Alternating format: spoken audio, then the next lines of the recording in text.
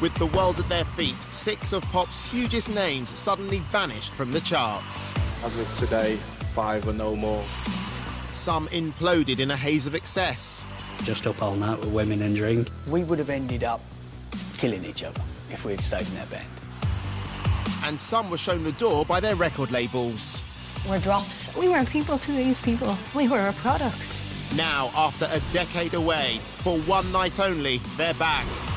And so are the dance routines. Bewitched! 911! The honey. Atomic Kitten! 5! Liberty X! This is the story of unfinished business, one last shot at fame, and an epic concert they'll never forget. This is the big reunion.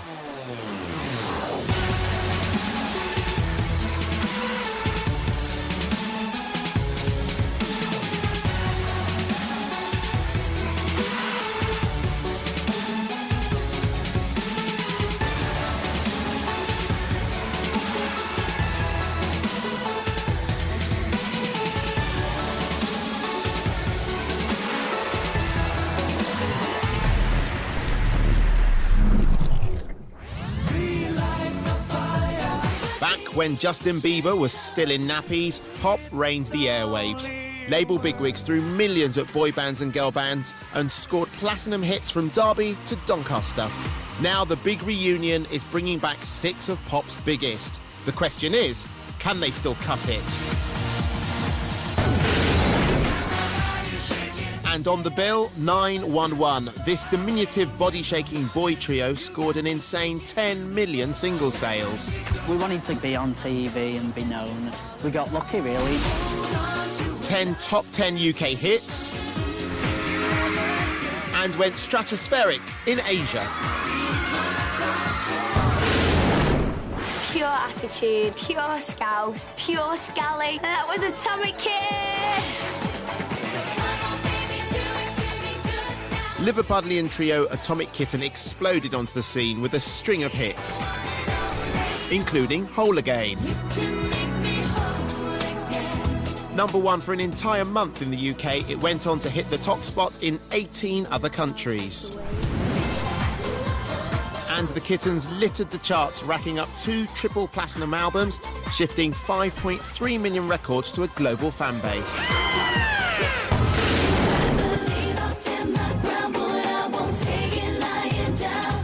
The Honeys burst into lads' mags and onto bedroom walls.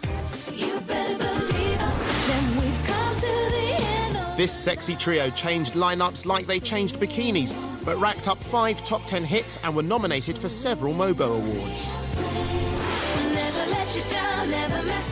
In 1999, FHM called them the sexiest band on earth.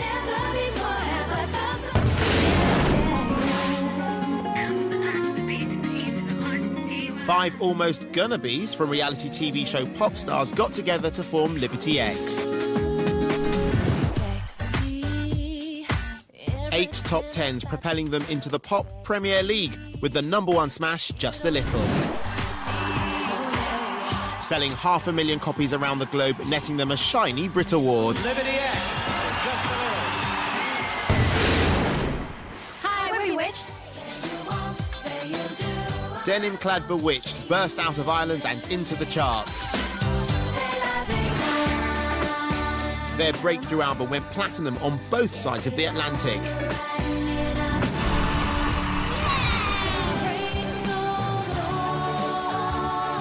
And the Celt Quartet outspiced the Spice Girls, debuting with 4 UK #1s.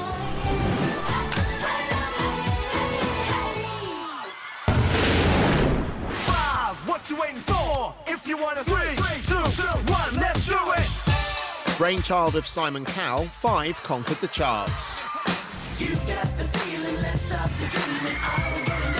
With their unique cocktail of hip-hop rock and bad boy pop. 5 guys enjoying themselves, doing what they've always wanted to do. In their phenomenal 5 years at pop's peak, they achieved 3 #1s. Slam dunked their funk in arenas across the world. Oh my God! And sold a whopping 20 million records worldwide.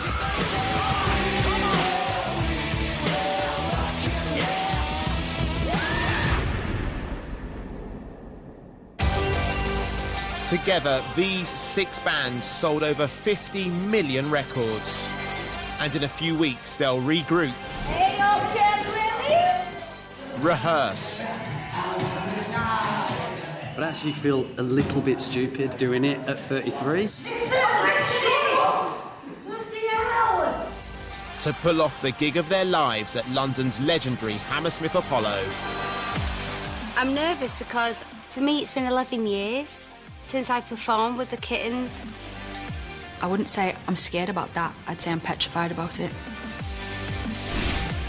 Even though we're late 40, we're going to all get in shape, get the flips back out. I'll be spinning on my head. I mean, I haven't sung for 6 years. The idea of doing it all again is terrifying to me. I just know what my band is and how good we are. That is a good fucking show. I know what I want, I know what I don't want, and certainly won't be bullied. My biggest anxiety about doing this, there's only one, and it's Sinead, I think. It's just how I'm going to feel about being in her person again. It's hard to hear that, like. It's hard to hear that. It's either going to go 2 ways. I'm either going to be able to handle it this time, or probably go proper tits up and you won't see me for about 4 or 5 years. Coming up, Liberty X and Five reveal the dodgy underbelly of the all-singing, all-dancing, all-boozing pop star lifestyle. Boom! It was Beatles pandemonium. Secrets are exposed. I was just taking them because I was addicted to them. I didn't know how serious that was, no. And pop's bad boys are derailed by excess. Off stage, we were a train wreck. He hated me. I need a bit of f***ing quiet to speak. We were delinquents.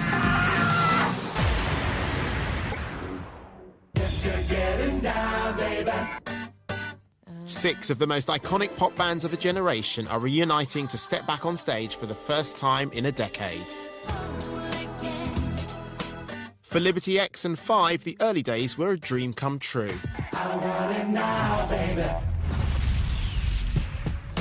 Back in '97, a high-trousered, up-and-coming record exec called Simon was on the lookout for the next Take That. Hopefuls were invited to audition for a new boy band with attitude, edge, and a certain X factor. 15-year-old Leeds lad Sean was one of the first to arrive. I was queuing up on the steps and I saw Abs. He was sort of going in and I thought it was Peter Andre. My instant reaction was I didn't like him because he was very cocky. He's a Turkish kid speaking with his Jamaican accent, and I was a Yorkshire kid, and I'm thinking, I'm not having that. I was wearing some kind of shiny silver thing with orange stitching, and I think it was the reflection off of these silver things that I was wearing that actually got me in the band. I think the singing was crap and everything else was rubbish. My first impression of Abs was, what is wrong with this guy? He's teetotal. Never touched a drink, a drug, a fag. That soon changed.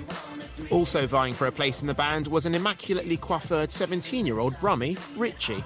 Richie, he got on my nerves as well, you know, with his hairdo. I'm from Hackney, I'm a Hackney boy. I thought Richie was born with a silver spoon in his mouth. And he was sort of all pretty and, you know, I was like, I'm not doing with him. And, you know, that's how it goes. Scott was just loud, Essex boy, cheeky, like, geezer. I had cropped hair, gelled down, an all-in-one grey Kappa tracksuit. I looked like an absolute fucking idiot. And they picked me. I burnt the Kappa tracksuit, spiked the hair. A pop star was born. Simon needed 5 boys to make up his supergroup, and he was close to finding the winning combination. At the time, he wasn't famous. We didn't know who he was. We were like, who's this guy, you know? Like, he seems important. And he kind of sectioned us off and we kind of got together as a 5 and he kind of chose us and we stood out and then bang, there's your deal. We're going to sign you to RCA Records, to a 6-album deal. You guys are going to be the next big thing and you're either in or you're out. What'll it be, boys? We were like, in. So what they had with me was the cheeky chappy, with Rich was the pretty boy, Jay was the hard man, and then Sean was the quiet one, and Abs was the wild guy. Simon Coward said that, you know, we was going to be massive and we were going to move into a house together, and it was all bigged up from word go. It was exciting times for our 5 wannabes. Installed by their label in a free lads pad, they went wild. and not on the dusting. We are all mentally unbalanced. But as some of the boys were bonding, tensions were brewing between the eldest band member, Jay, and the baby of the bunch, Sean. His words to me were that he hated me. From the very first moment he heard me sing. That's where it began. It was like that from the beginning. 11 years after Five got down for the last time, and with the big reunion beckoning, at the 11th hour, fun-loving Jay drops a bombshell. He no longer wants to be part of Five. Jay was a really, really big part of the band. I feel sad that he's not there and it's not, you know, the absolute original lineup. Maybe it will kind of be a little bit smoother. Now the challenge facing Five is to find a replacement and avoid changing their name to Four.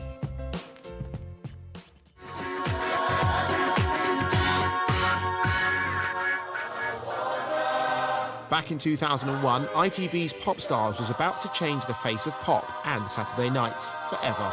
12 million viewers were transfixed as a new group was born before their very eyes.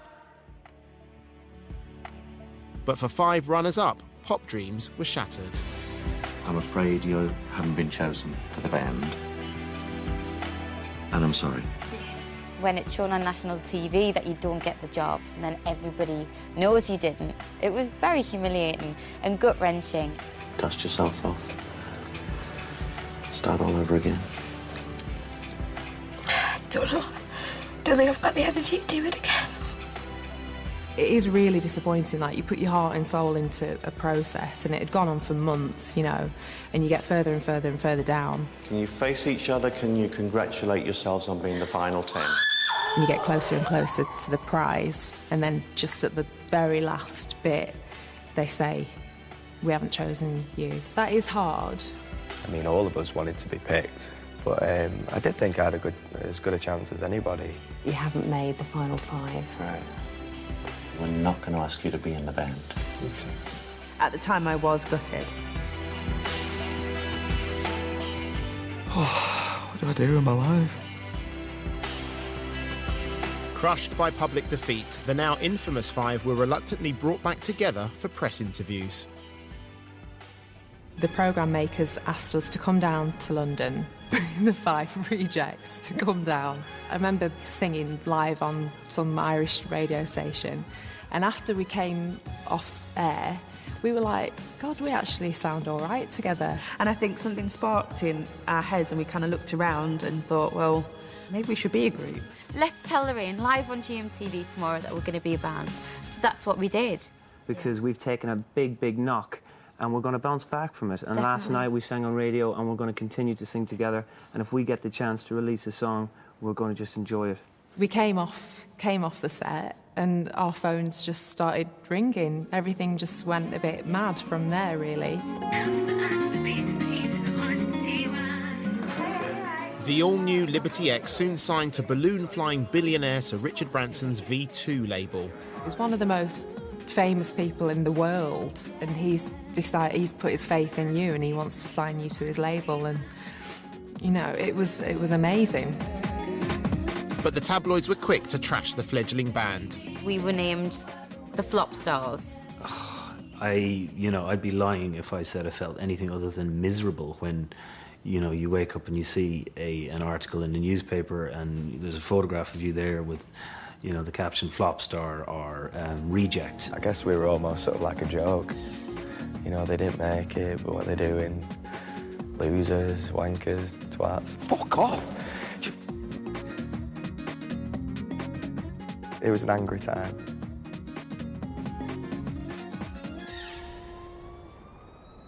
Five bad boys with the power to rock you, blowing your mind, so you gotta get into Five. Simon Cowell's Spice Boys 5 soon became pop's hottest property. I'm just sort of living a normal life, and then it was like, bang, famous. Do you want a record deal? Yes, please. Thanks very much.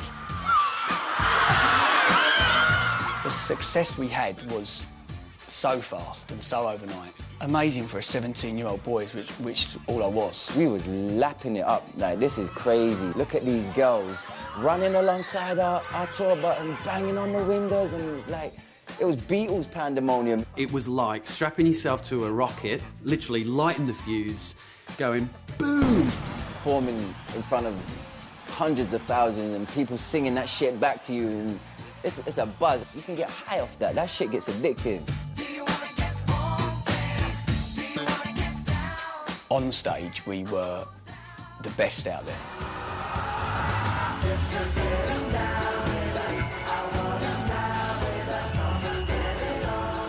Off stage, we were a train wreck. With reports of sex, drugs and boozing, the Feisty Five boys earned themselves a reputation as the bad boys of pop. I know there were times when one of them would be pissed off with another one and he'd kick him at rehearsals and there'd be fights going off. We were difficult, we were just difficult. Bordering on being arseholes, actually. Shut up, then! I need a bit of fucking quiet to speak! Why don't you shut your fucking mouth? Shut up! Everyone just chill out. We were delinquents. Interviewers be like, oh, I've got to interview 5 today, and scared almost. Almost sounded scared, like they were worried what would happen. But, like Simon Cowell says, he wanted a band with edge, and that's what he got.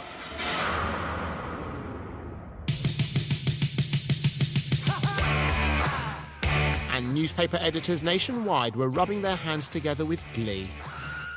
They say there's no press like bad press. I mean, it didn't matter. Me and Abs burnt a hotel room down in Ireland. It was only good. You know, it was bad at the time. You know, we had smoking inhalation, and I thought I might die at one point. But in the paper, it was a great story. 5 burned down hotel in Dublin. Get in there. And on a return trip to Dublin, they hit the bars, hit the headlines, but for once, not each other. So I think we hit the pubs at like 10 a.m. and we caned it, quite honestly. And then this guy started saying, oh, you know, you English, coming in here thinking like you own the place sort of thing. Next thing I know, it's just kicked off in a major, major way. Richie and Jay spent a night in the cells for public disorder offences. And then the phone call, Simon Cowell wants to speak to you, like, hello?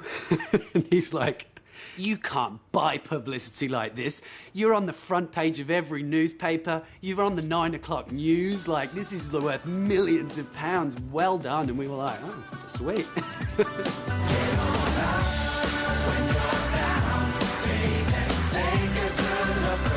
Five might have been a fiasco backstage, but the public didn't care. The boys had the girls, the money, and a string of hit records. Then, in 2000, one of the highest honours in music, opening the Brits. Welcome to the Brits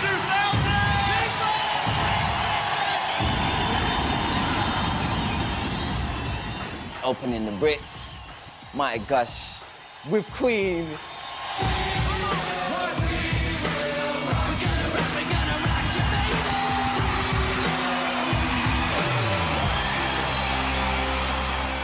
What an honour, you know, We Will Rock You to #1 when Queen took it to #2. I know there was a lot of Queen fans that didn't like it because we'd done something that was sacred, but you know what, at the end of the day, we rock and rolled that, man, and that was a #1 for us. Our one was more pumping, and Queen fans won't agree. But #1 and #2, you do the math.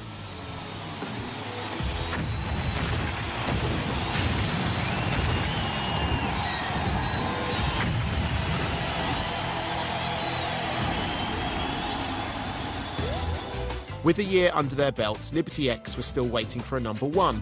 Thinking It Over was top 5, but their second single, Doing It, didn't do it very well at all, limping into the top 20. There was a chance we could have been dropped after that because the number 14 isn't considered a hit at all. It was at that point that we found just a little. The producers played me this track and I was like, oh my God, give me it now. The first word is sexy. I mean, any song with the first word sexy, you just gotta have.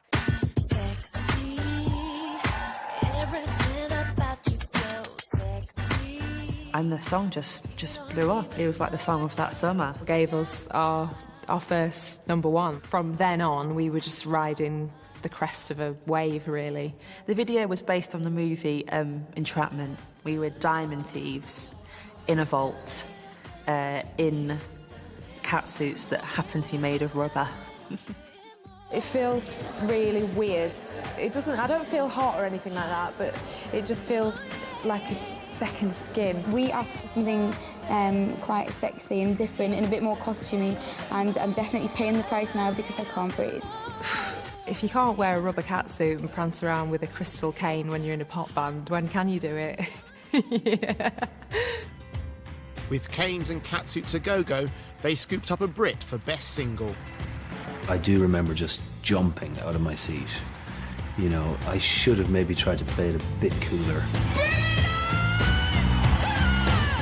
We'd worked so hard to get to that point and come from losing the Pop Stars programme and being called flop stars and rejects, and when we finally won that Brit, we really felt like we'd arrived and we deserved to be there. Finally, they had the vindication they craved. But behind the scenes, Michelle was battling issues. It's a very sad time when I look at me in the video because I was ever so large, 2.5 stone more than I was when I started in the band. Me and Jess, we were both really naturally skinny and we used to eat terribly and we never seemed to put any weight on. And Michelle would always be concerned about what she ate and try to eat the right thing and always be on some fad diet, but never seemed to be happy with how she looked. At the time, I was addicted to slimming pills. I had been on them for about 2 or 3 years, took them every single day. I just took them because I was scared of putting on weight. I was scared of ballooning. I know that she felt like she was in a battle with her weight a lot of the time, but I didn't know how serious that was, no. I was in this vicious circle of taking more diet pills, trying to lose weight, but nothing was losing weight because I was so immune to the diet pills, it wasn't doing their job anymore. I was just taking them because I was addicted to them. I didn't look healthy. I wasn't obviously healthy. Coming up, our 2 pop giants' dramatic fall from grace. Certain members of the group just wanted it to end. It was embarrassing. I am not going to be in this fucking band anymore. He just broke down. He was just crying his eyes out. He was inconsolable. I just had the strongest feeling. I've got to find Sean.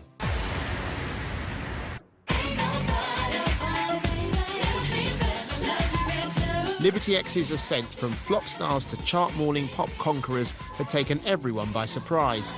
And one member was hurling herself headfirst into the booze-fueled lifestyle of a tabloid darling. To be honest, every pop band needs somebody who will go out and get column inches. I loved being a pop star. I mean, some people take it for granted, and I really didn't. I really enjoyed every minute of it. I enjoyed going to parties. I was young. She went clubbing and, you know, she had a love life and she did everything that, you know, every self-respecting pop star should do. And I think we actually benefited hugely from the attention that she got. But behind the scenes, the Geordie party girl was secretly wrestling an addiction. One night, Michelle suddenly collapsed with a suspected heart attack. My heart stopped beating. I got took to hospital. They put me on an overnight monitor and told me that I had an obscene amount of caffeine in my bloodstream and amphetamines. I hadn't done drugs, and they didn't believe me. And I'm thinking, what the hell is it? Oh my God, it's the diet pills. I thought, I can't have this come out. And then I had to stop taking the pills because of my heart problem. So then I was worried, am I going to get even fatter? What's going to happen? Am I going to get found out that I've been taking these pills? Am I going to get written about because I've put on more weight? Or the band going to chuck me out because I'm really fat? You know, all these things run through your mind at the same time. It was a really low point for me. Ready? And Michelle wasn't the only one in the band battling the darker side of pop. The boys were hitting the bottle, and not just a little. I just liked to drink, and I just thought it just got me up for it. You have this high from performing, and your choice is to try and, you know, to allow yourself to kind of crash straight away afterwards, or to do anything you can to suspend that high I'm not ashamed to say that, you know, there were times like CDUK 7 in the morning, I'd be on like triple vodka Red Bulls. In goals today, it's Kevin the Snowman! Take your hats off. Right, take your hats off. Oh, doesn't he look lovely? The time all went into one, so it didn't really matter when I drunk. It's down! I'm pretty laid back, so when I'm tired, it's hard for me to hide it. So I sort of just need a bit of something to take the edge off and, and get me, you know, get me ready to perform and do all these silly things you do on, like, you know, Saturday morning TV. 2001, and Five were the reigning kings of the charts, taking their high-octane brand of ballsy boy pop to packed houses. They were on the verge of cracking pop's toughest nut, America. They're screaming inside, they're screaming outside. Ladies and gentlemen, all you from Europe, say hello to Five. Hello. Hello, America. It was amazing to have the level of success that Five had.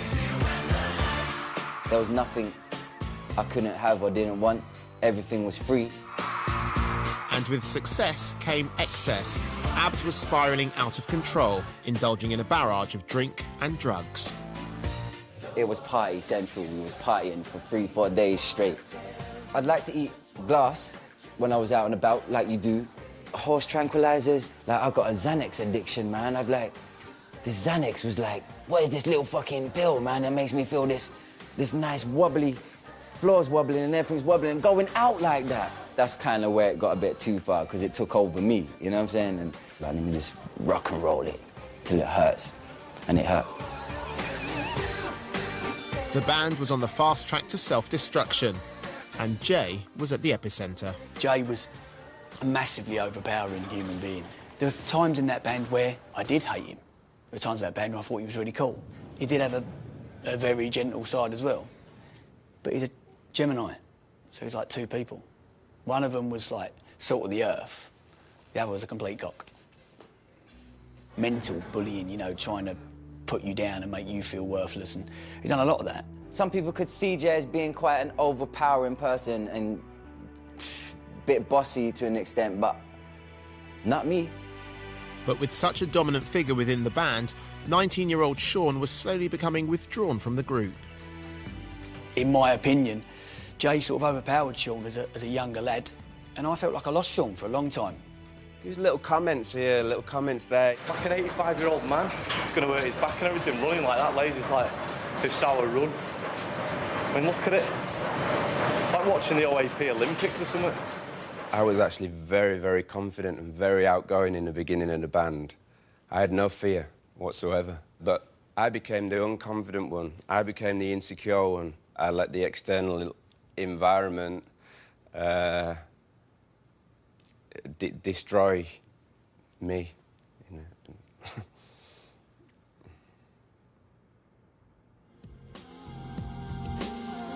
4 years after Liberty X's first single hit the top 10, sales were plummeting. So they released a ballad, as one does.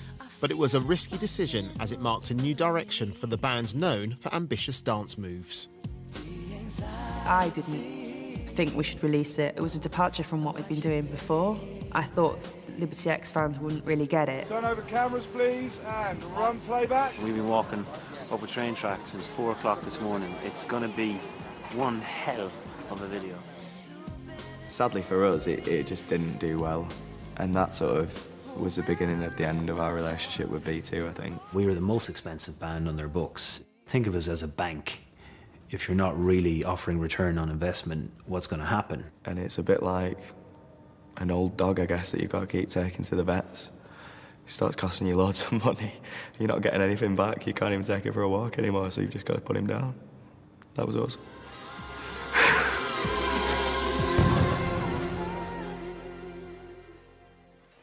Dropped like a sack of spuds by Richard Branson's V2, they were picked up by a small independent label who were keen to cash in fast and hastily released a woefully weak single called X. Previous videos were shot in exotic Caribbean destinations. But the spot marked by X was a clapped-out studio in Acton, West London. We'd gone from having video budgets of 200 grand, like crazy money, to being signed to a label that basically had no money at all. So we had no budget for videos. The video was one of the worst ever made. This is just a whole new level of shite. It was embarrassing. And there was worse to come. With little radio play, X only just scraped into the top 50. A disaster. It was a flop. It tanked that badly that a lot of people didn't even know we released it. It was the final nail in the coffin for their recording career. 6 years after Liberty X first met on Popstars, the band called it quits. 2nd of September 2007, Bowood House, Cairn. Their set at the legendary Wiltshire Crime Stoppers charity event would be their last. I think we're really fortunate to have a gig this good as our final gig. Certain members of the group had pretty much had enough and just wanted it to end. Because we'd sort of come to a point where it just wasn't really working anymore. There was no massive big breakup. We didn't announce it to the world in a dramatic form. There was no press conference or children crying through helplines. It was just quite simply, we just weren't there anymore.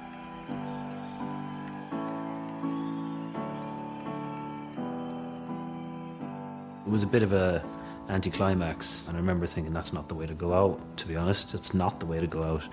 Half the time people weren't really even watching. It was almost just like letting off a balloon. It was a bit surreal, really. And we just said, see you later. Well, listen, thanks very much. Cheers.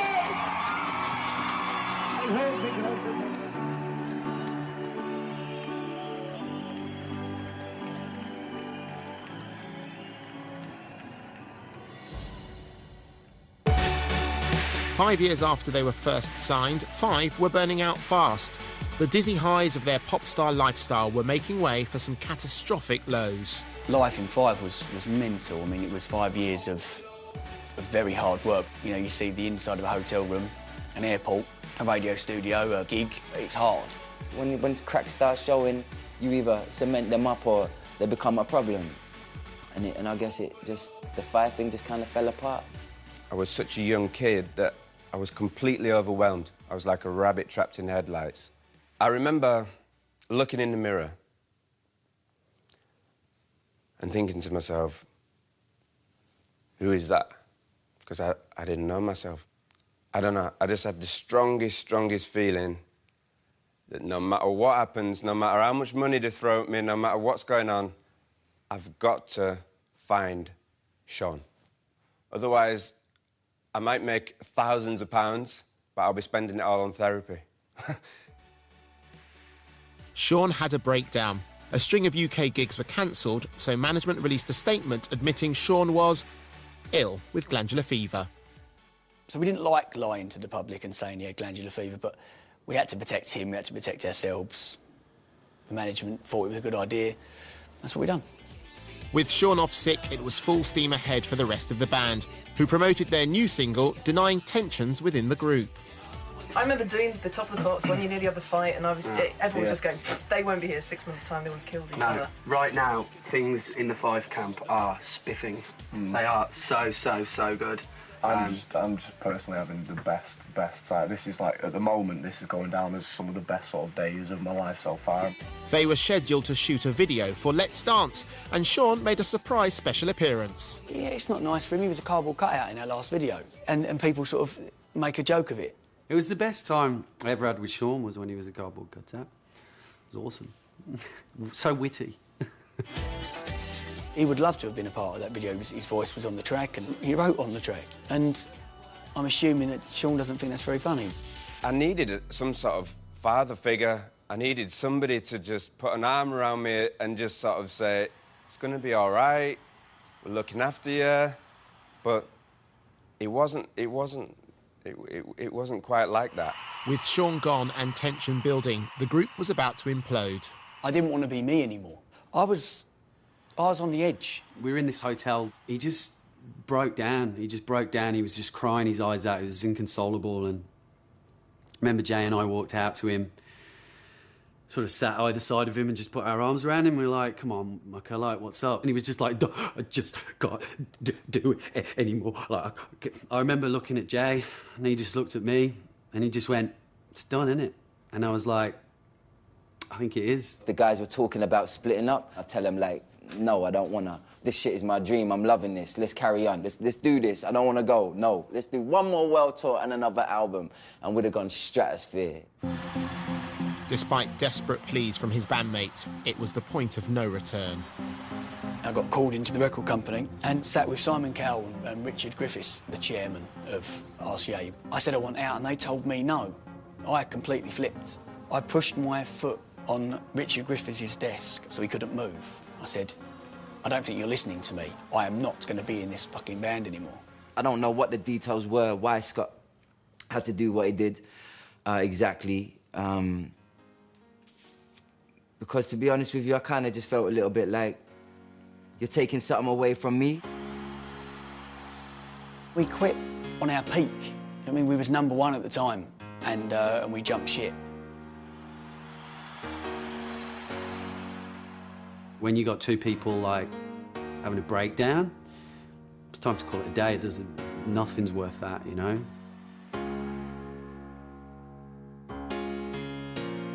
Just too much, too soon, too young.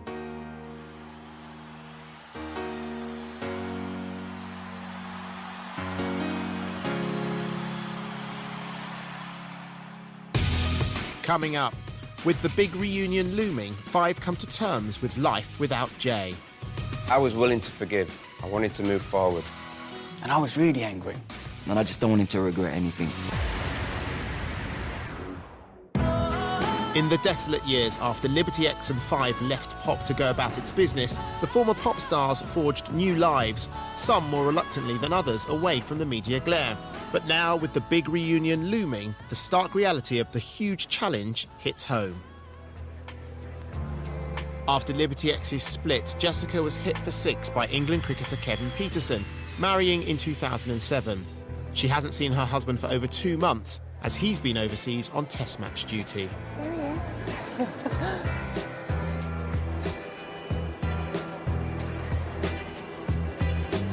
Jessica's cherishing her new role as a mum, and she was the most wary about flinging herself back into pop for the big reunion. I don't do anything in the spotlight anymore, and I haven't done for a really, really long time. It took me a lot of time to decide whether or not to do it. I'm in a very safe place in my life. I'm in a really happy sort of little bubble, and to step outside of that is really scary. And I thought I owed it to the guys to make sure that, you know, I was sure. And I am, but I'm bloody petrified.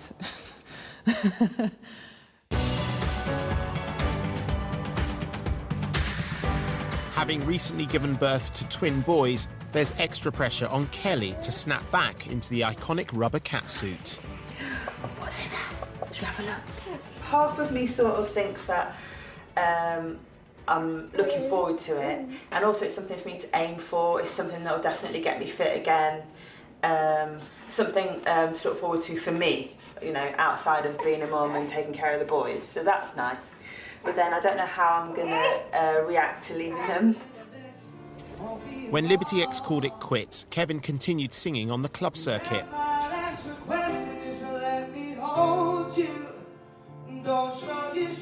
And recently he started a family with wife and fellow dog walking fan Laura. I guess my only reservation about this whole thing is being away from you two. I suppose that's going to be quite difficult, but... Yeah, but technology, you know, we've got Skype. Yeah, I guess so. We can have Skype sex, can't we? I don't think so, no. No.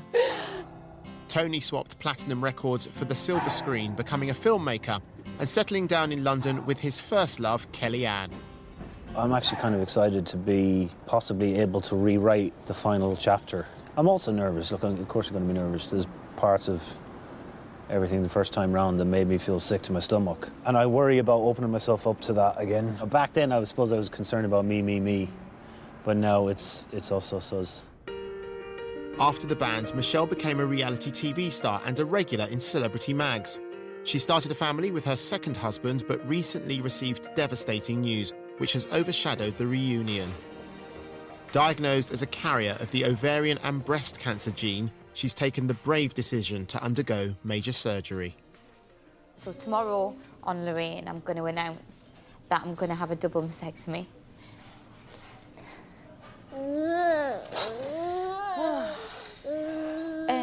As soon as possible. So we're looking at trying to get it done pre the band getting back together. I'm going to have scars everywhere, but at the end of the day, It doesn't matter. It doesn't matter. I think that it's an absolute no-brainer. If I'm 80% at risk of getting breast cancer in my lifetime, why would I not take that risk away? What a tough time you've had, love. Really, really difficult. What have you decided to do? Preventative surgery is the best option for me. So I'm going to go down the route of a double mastectomy and reconstruction using implants. It's been quite emotional and heavy hitting, but I'm really, really glad that it's happened now and the press can stop speculating on things that I will or won't do. Despite her emotional upheaval, Michelle's determined she'll be well enough to perform alongside her former bandmates again. I can't wait for fun times to look forward to after all of this is finished. I can't wait to get back on stage. When Five brutally split 11 years ago, the band splintered and the boys have barely spoken since.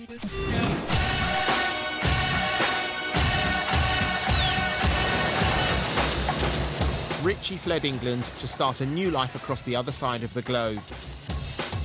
Now settled 10,000 miles away in Sydney, Australia, Richie runs a bar and has a slightly new accent. This is seriously a long way from being in a band, for sure. So obviously when you were in the boy band, you guys would have been really close. You would have had a certain dynamic going on. What do you think the dynamic's going to be going back? It's a good question with many answers, and I don't know what. Give me one. Mixed, truly. All my feelings about this are mixed. Like, I'm really stoked on one side, and I'm really nervous on another. Rapper and party boy Abs left his hell-raising days behind him and now lives the quiet life on a farm deep within the Lincolnshire wolds with his girlfriend Vicky.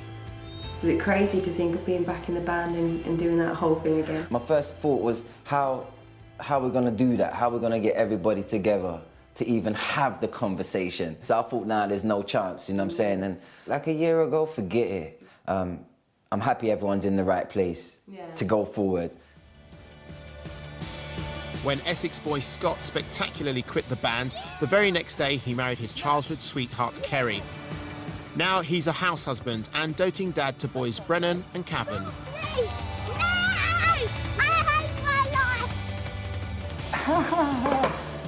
Brennan, Cavan, dinner. So many highlights, obviously. But it was hard as well. You know, it was, I mean, you know. But you love performing. Yeah, that's the main thing. I mean, performing. How could it be so hard? Well, obviously I don't know. No, but that's what people think. You probably see One Direction on the telly and you might think, oh, they're amazing, you know, which they are, but they're working very hard and them lads will be very, very tired. You're overworked, I'd say, but I mean, I wouldn't change it for the world, obviously. Continuing to reel from his emotional meltdown during his 5 days, Sean's working hard to establish himself as a songwriter and is slowly making steps to rebuild his life. Have you seen them together? Because you weren't even there at the end, were you? No. Just a cardboard cutout. Well, right or wrong? Right. You know, you can see there's problems, but it's not about the past, is it? It's about bringing the past into now, dealing with it, and going forward. That's what I hope we can do anyway. Does that not make you nervous, though? Yeah, I'm shit scared. But you know me, I'm twisted in the head. I do like a challenge. And Five's challenge has been made even harder with founder member Jay's shock decision not to return to the lineup, leaving the band a man down. I was annoyed with Jay, and I was really angry, because I've been personally myself been trying to get this band back together for years and years and years, and someone's let it down. I'm a little bit sad about it. 5 is 5, you know what I'm saying, with this guy. And I just don't want him to regret anything more than anything else. Because I think it could be amazing, potentially something beautiful. I was willing to forgive. I wanted to move forward. He's not here, and that's it.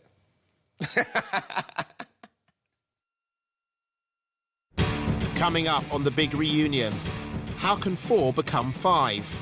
I don't want to put someone in for the sake of it. Give a complete unknown a chance to step up and have a go. We meet the other bands in the lineup. I was just like a walking hormone. Police turned up and was going to arrest us. It was saying you can get 10 years for this. I had so much hatred for her. I just lost it. And we're twins, and I haven't got time to notice that my sister is really struggling. And after 11 years away from Atomic Kitten, Kerry's back. Ta-da! Well, I hope you enjoyed that, and there's more